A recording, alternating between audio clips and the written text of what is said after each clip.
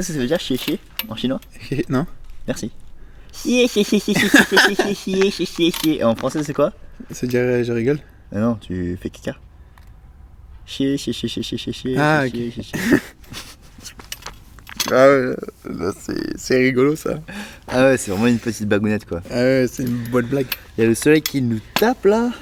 Ça fait du bien. Du soleil chaud qui nous réchauffe. Oh mec, il y a ciel bleu et tout là, tout à l'heure c'était tout dégueulasse. Waouh, c'est vrai, c'est vraiment. On a beaucoup de chance d'être en France avec le réchauffement climatique, avec les températures qui bougent un peu. Ouais. Mais voilà, ça fait du bien quoi.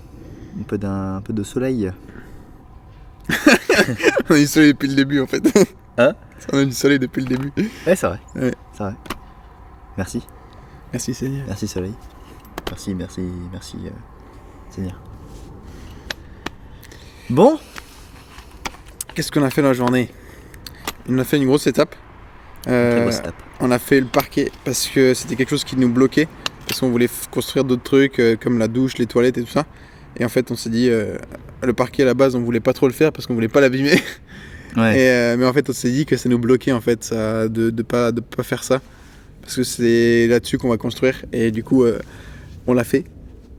Et on est trop contents. Ouais, ça donne grave bien. Du coup, en fait, on avait déjà commencé hier. Et là, on a fini le parquet du dessous des sièges jusqu'à derrière les toilettes. Donc jusqu'à l'arrivée au début du lit. Donc toute la partie cuisine et la partie toilette douche est finie en parquet.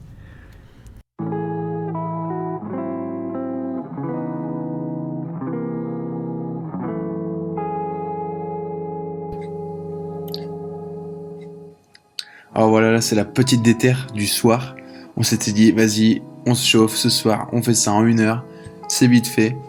Et en fait, comme on s'était bien entraîné le jour d'avant, on a foncé comme des fous.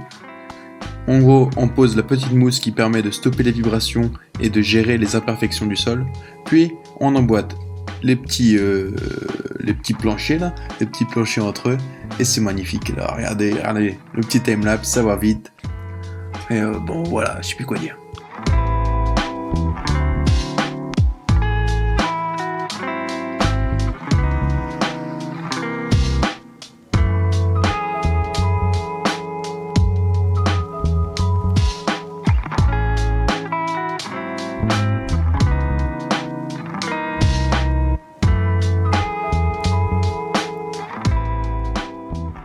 Et ça donne vraiment trop bien, ça change vraiment tout. Ça a été super simple à le poser. Ça a pris quoi, 1h30 pour finir. Une heure pour tout finir. Alors qu'en fait ça change tout dans le van quoi. C'est comme si on avait avancé super vite quoi. Alors que par rapport aux petites finitions de merde qu'on fait depuis le début, tu vois, ça c'est Tellement. Ça c'est une finition qui se fait rapidement et puis le résultat est incroyable.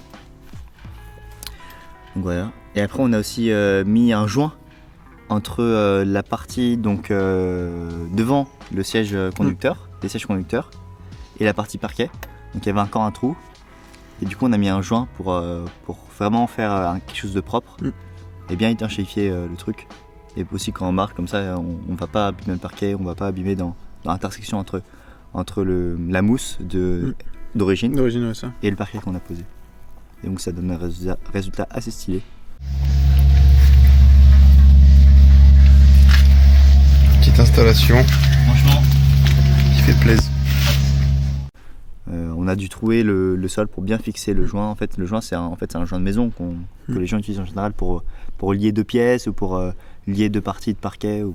Voilà, on l'a utilisé pour ça et le résultat est incroyable. Ensuite, moi j'ai fait j'ai fini la plomberie comme le parquet était posé. J'ai fini d'installer toute la plomberie du coup d'évacuation. Du coup, tout ce qui est en dessous du van.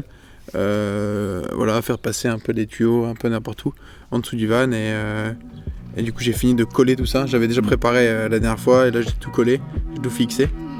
Comme ça, plus qu'à installer la cuisine et ça va être bien.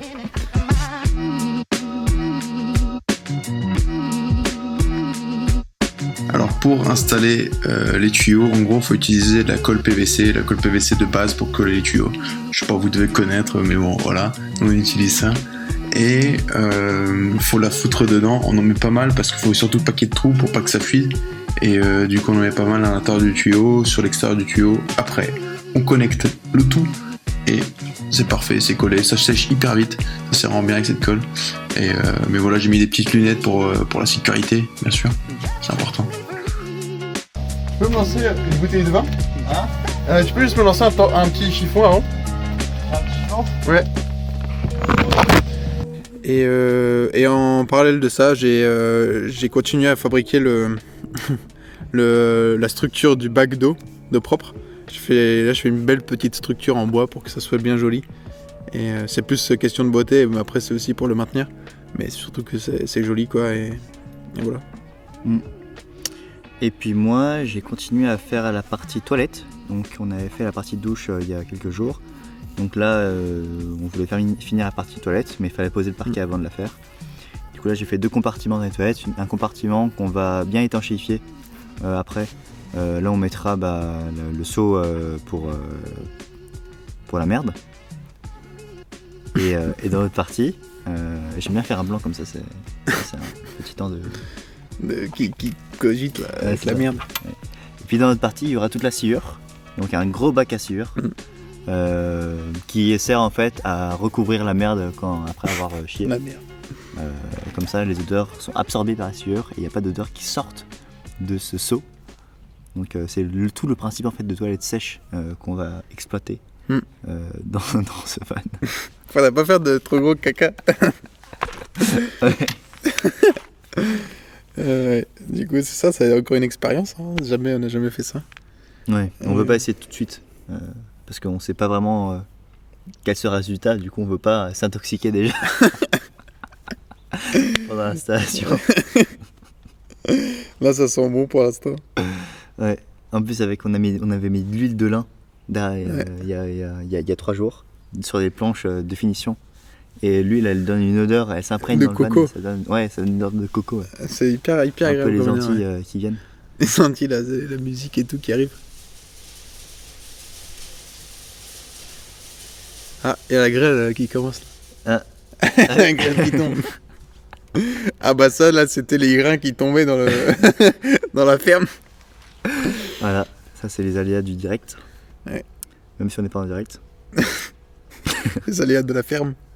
C'est ça. Et... Putain, on fait traîner la vidéo de ouf, mec. On dit de la merde depuis tout à l'heure, là. Salut. Salut. Et Elle va être éclatée cette vidéo, putain. On va tout couper au montage. On n'a rien foutu pendant... Et après, ce que j'ai fait aussi, j'ai retourné la caméra de derrière, de recul. On avait Gros boulot. une caméra de recul. Le problème, c'est qu'on voyait à l'envers. Et au début, on se disait que ça te dérangeait pas en fait. Sauf que quand tu tournes, quand tu recules, tu tournes dans l'autre sens parce que c'est pas droit, parce que c'est à l'arrière. Et en plus, là, si la caméra est encore plus à l'envers, ça te faisait Matrix Inception, je sais pas quoi là. Et du coup, j'ai retourné et maintenant ça va mieux. Bah, du coup, elle peut moins se pencher qu'avant. C'est-à-dire qu'on voit moins bien au sol. On voit pas la fin de la voiture, mais on voit 10 cm de la fin. Et du coup, dès que l'obstacle est derrière, on le voit plus sur la vidéo, faut s'arrêter. Du coup, ça c'est cool, ça donne une marge de sécurité, comme ça on est tranquille. Surtout que la caméra a quand même une bonne latence. Ouais, c'est pas la meilleure caméra au monde quoi. En fait, c'est le câble qui est beaucoup trop long. Bah, faudrait essayer de le couper, hein, en vrai. Tu penses que ça changerait un truc?